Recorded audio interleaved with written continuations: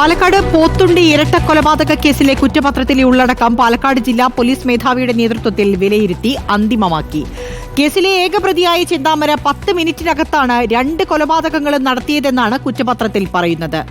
5 സാക്ഷികളുടെ കൂടി രഹസ്യമൊഴി രേഖപ്പെടുത്തിയ ശേഷം കുറ്റപത്രം തൃശൂർ റേഞ്ച് ഐജിക്ക് മുൻപാകെ സമർപ്പിക്കും. പോത്തുണ്ടി ഇരട്ട കൊലപാതക കേസിൽ ഈ മാസം 20-നുള്ളിൽ കുറ്റപത്രം കോടതിയിൽ സമർപ്പിക്കാനാണ് അന്വേഷണ സംഘത്തിന്റെ നീക്കം. സാക്ഷിമൊഴികളും ശാസ്ത്രീയ തെളിവുകളും ഉൾപ്പെടുത്തി തയ്യാറാക്കിയ കുറ്റപത്രം അന്വേഷണ സംഘം ജില്ലാ പോലീസ് മേധാവിക്ക് മുമ്പാകെ സമർപ്പിച്ചു. പോത്തുണ്ടി ബോയനഗർ സ്വദേശികളായ സുധാകരനെയും അമ്മ ലക്ഷ്മിയെയും പ്രതി ചെന്താമര കൊലപ്പെടുത്തിയത് ജനുവരി 27 രാവിലെ 9:58-നും 10:08-നും ഇടയിലാണെന്ന് കുറ്റപത്രത്തിലുണ്ട്. കേസിൽ 120-ലധികം സാക്ഷികളുണ്ട്. നിർണായകമായിട്ടുള്ള 8 സാക്ഷികളുടെ രഹസ്യമൊഴി പോലീസ് രേഖപ്പെടുത്തുകയാണ്. ജില്ലാ പോലീസ് മേധാവി വിലയിരുത്തൽ നടത്തി അന്തിമമാക്കിയതോടെ കുറ്റപത്രം അടുത്ത ആഴ്ച തൃശൂർ റേഞ്ച് ഐജിക്ക് മുമ്പാകെ സമർപ്പിക്കും. തുടർന്നാവും കുറ്റപത്രം Alathur judicial first class magistrate കോടതിയിൽ സമർപ്പിക്കുക. പ്രതി ചെന്താമരയ്ക്ക് പരമാവധി ശിക്ഷ ലഭിക്കുന്നതിനായി പഴുതടിച്ചുള്ള കുറ്റപത്രമാണ് തയ്യാറാക്കിയിട്ടുള്ളതെന്നാണ് അന്വേഷണ സംഘത്തിന്റെ വിശ്വാസം.